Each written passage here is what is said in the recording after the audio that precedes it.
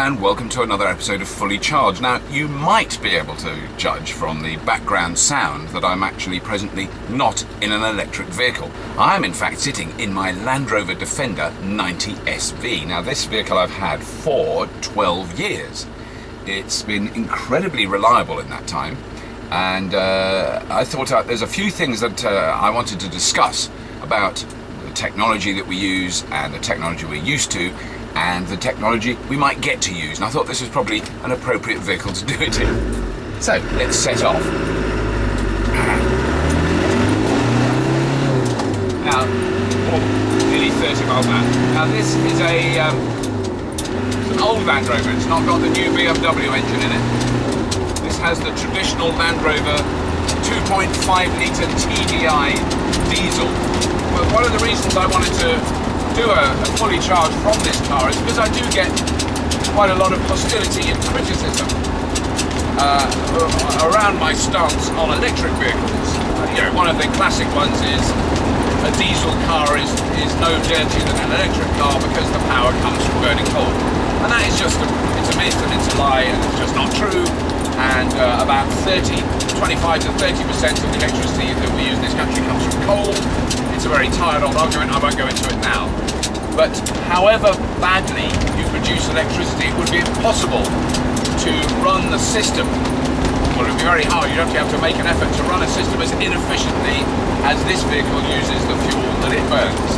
We used this car on Scrapheap for 4 years, and in that time it ended up in the most extraordinary places, up mountains, driven down rivers, over waterfalls, through muddy woods, through quarries that you couldn't even walk up. I mean, amazing places that it went to, and it never broke down, it never got stuck. It got close a couple of times. It's got a new clutch, because a Land Rover clutch only lasts 100,000 miles, and it's very expensive. Something that obviously we're all used to, and this is my point. We're all used to this sort of technology. We've come to learn how to cope with it, how to deal with the fact that it's very expensive to use, that all the components wear out after a certain time. This engine in this car, I'm going to double check when I get back, but as far as I know, I think it's 448 moving parts. So there's 448 bits of metal moving around really fast under the bonnet, with an enormous amount of friction and heat. In the gearbox, there are well over 120 moving parts. In the transfer box, there are another 30 or 40 moving parts. So the total number of moving parts in this vehicle is off the scale. The reason those moving parts are important is because they all absorb energy. So the energy you put in, the fuel, enormous amount of that is wasted spinning all these moving parts, and that is why I'm interested in electric vehicles, because they're simpler and they're much more efficient. My interest in electric vehicles isn't a personal assault on the many hundreds of thousands of people who drive diesel and petrol cars. And yet, a lot of men take it as a direct personal insult to them and a direct challenge and threat to their way of life. And that is something I really didn't foresee when I first started talking publicly about electric vehicles. I had a tweet the other day which was really quite extraordinary. It said, "Thank you for all your efforts in eco-fascism and restraining our freedom, you Nazi." What is that about? Because I've never ever said you shouldn't drive fossil fuel cars as an individual. I've said we as a society and as a civilization should probably focus a lot of our efforts on moving off fossil fuel burning in all aspects of our lives, not just in driving cars, but in the way we generate electricity. We should stop burning it and use it for really useful things, like plastics, like pharmaceuticals, like fertilizers for farming. You know, it has a huge amount of uses, and we're wasting it, burning it in cars. But I'm not saying that any one individual is a sinner or wrong, or I want to restrict their freedom from burning fossil fuels. It's a difficult, complex, macro socio-economic problem that we can't deal with individually. We have to deal with collectively. We have to deal with it as a society as a whole. Not me going round to one guy who's got an old diesel truck that he loves, and me saying, "You're not allowed to drive that anymore! You sinner! You eco-sinner! You should be punished!" What the hell is that about? It's all about, for me, it's all about efficiency and simplicity and renewability. It's not about eco or green or posturing about I'm greener than you or I recycle more. I mean, that is so tedious and so boring. And actually, to be honest, I've never met anyone who said, oh, we recycle more than you do. But if I did meet someone like that, I'd headbutt them. But you know, you just think, what a tosser. It's absolutely not the point. The point is, we should stop wasting the resources that we have available on the planet, because they won't last forever. Now, I have never said, don't drive a fossil car. What choice have you got? Very, very little. But now, things are changing, and it's just becoming possible for some people, with the right requirements for the car, some people to be able to drive an all-electric vehicle.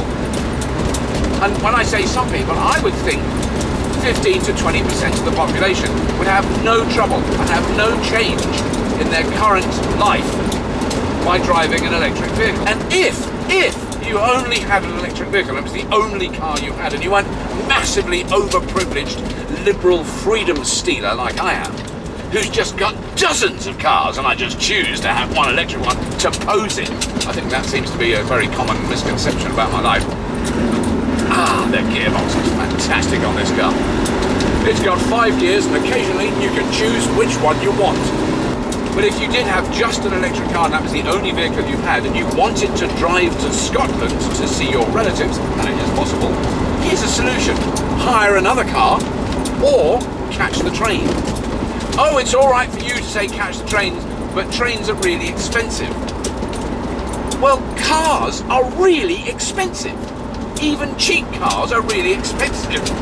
If you buy a little Fiat Punto or a Cinquecento, it's still £5,000 or £6,000. It is the most extraordinary. The economic argument about being overprivileged and being able to be an electric car poser and be like George Clooney and you can do all that is utter nonsense. People spend vast percentages of their income on cars. They really cost a lot of money.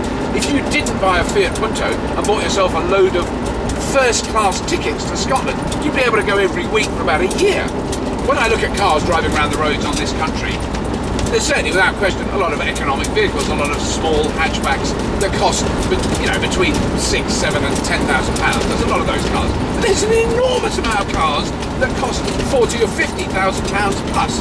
And around where I live, and admittedly I live in a ludicrously overprivileged area, every other car is around £100,000. The amount of Range Rovers and BMW, big BMW SUVs and Porsche Cayennes, I mean, they're common as muck around here. They're all around £100,000. So there's plenty of people that can afford to buy very expensive cars. It's an extraordinary excuse. It's all right for you, I can't afford one. It's a very common thing, and it's quite boring, because it isn't all right for me. It's very difficult for me. No one knows what it's like for me. I have a family, I have a wife, and 2 teenage children. Believe me, it isn't all right for me. So, I've just stopped at a filling station, because I didn't know how much fuel I'd got. In fact, I didn't have very much. And I've just spent £68.35. £68.35 filling the tank of my Land Rover. Now, we're not looking at an efficient vehicle here. We're not looking at a modern, like a little diesel car that does 60, 70 miles per gallon. We're not looking at one of that. We're looking at a Land Rover. It's got a big fuel tank. It needs a big fuel tank because it uses a lot of fuel. £68. Just if I compare that to the 100% electric i-MiEV I was driving last year, it's a very unfair comparison, but it gives a rough rule of thumb. £68, I could drive the i-MiEV 6,500 miles for the same amount of money. That is charging the car on off-peak, nighttime rate electricity. In this car, £68.35 will take me about 350 miles? 300 miles, probably, realistically. So finally, if you drive a fossil fuel car, and I know that 99.9% of you do, I don't think that's wrong. It's totally understandable. I'm driving one now. We all do it. I've been driving them for the last 35 years. What choice have we had? None. Now we are starting to have a choice. And in 10 years' time, if you're driving a fossil fuel car which costs you £1 a metre to drive, and there's hundreds of electric cars available and they're really cheap, I'll think that you're a bloody idiot. But not until then. That's all. If you have been, thank you for watching.